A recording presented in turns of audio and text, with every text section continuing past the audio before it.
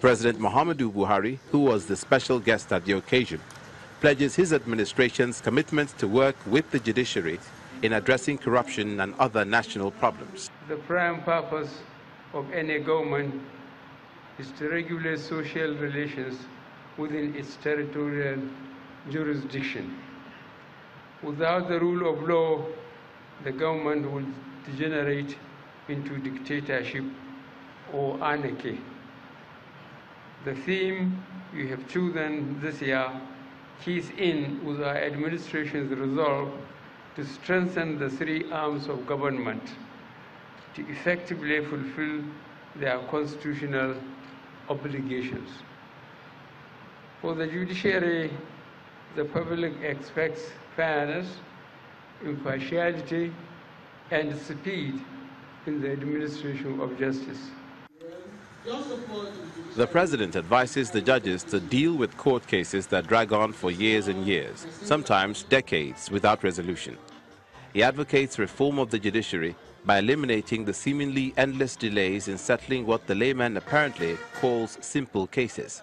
Regrettably, court cases can drag on for years and years, sometimes decades, without a resolution. I need only mention land cases in Lagos to illustrate my point. Furthermore, there are huge backlogs of cases waiting to be dispensed, especially at the appellate levels. Reform of the judiciary should start at eliminating these seemingly endless delays. Again, litigants expect that higher courts should endeavor to harmonize their rulings. There are contradictory decisions of superior courts on the same subject matter in cases where facts are substantially the same without a clear attempt in subsequent cases to distinguish the earlier cases. The Chief Justice of Nigeria rates the judiciary high in the dispensation of judgment in the courts of law. The designation of courts to handle corruption cases is also a step in the right direction, as lingering corruption cases will be expeditiously dispensed with. It should no longer be business as usual. I believe the stream of justice must be kept pure and free at all times from poisonous contamination. As we are all aware, the judiciary has been in the eye of the storm in recent times, due largely to the activities of a few bad eggs in our midst. The public today has a very wrong perception of the judiciary, and this is rather unfortunate. We have a duty to change the wrong perception and narratives.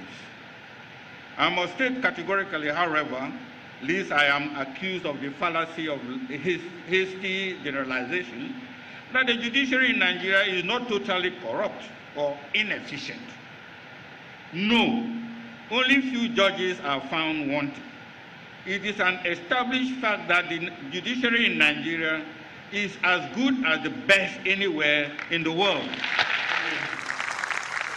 He insists that the fight against corruption should start at the lower courts.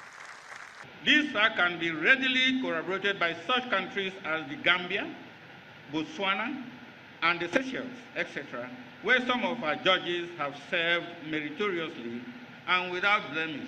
I was one of them anyway.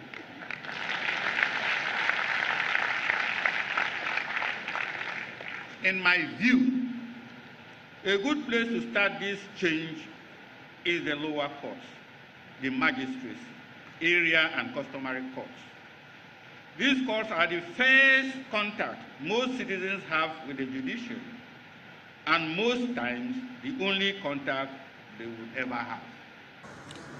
The former Chief Justice of Delta State also speaks on the importance of collaborations with other agencies, which will help expand the knowledge base of the judges.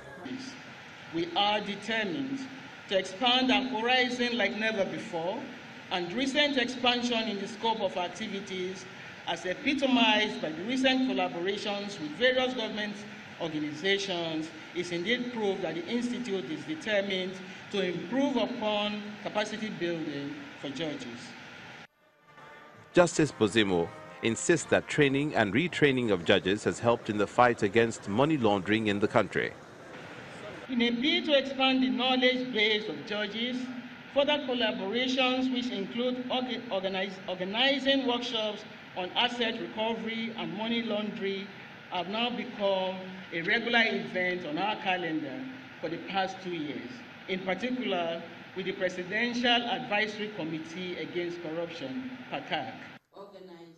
President Muhammadu Buhari asks the judiciary to do something fast about the delays and discontinuities, ranging from loss of confidence in the judicial system to overcrowding of prisons. The knock-on efforts of these delays and discontinuities range from loss of confidence in the judicial system to overcrowding of prisons. This is an area your lordship should pay close attention to in your efforts at reforming the system. Last month, I wrote to all state governors, urging them to make official visits to prisons in company with state chief judges and release prisoners unnecessarily detained without due process. The president promises to address underfunding, inadequate personnel, and absence of modern technology in the system. Earlier in this year, the judiciary came under investigation. Let me again assure the judicial community this action taken by executive was in no way a prelude to usurping the powers of the National Judicial Council or aimed at intimidating the judiciary as wrongly portrayed in some sections of the media. I am aware that the majority of judicial officers are learned and incorruptible, and day in and day out in the best spirit of their oath of office. At the same time, I am quite aware of the problems besetting the judiciary, including underfunding, inadequate personnel, and absence of modern technological aids.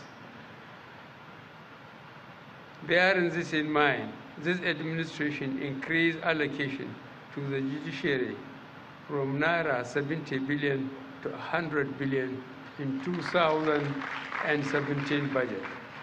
A similar figure has been proposed for 2018.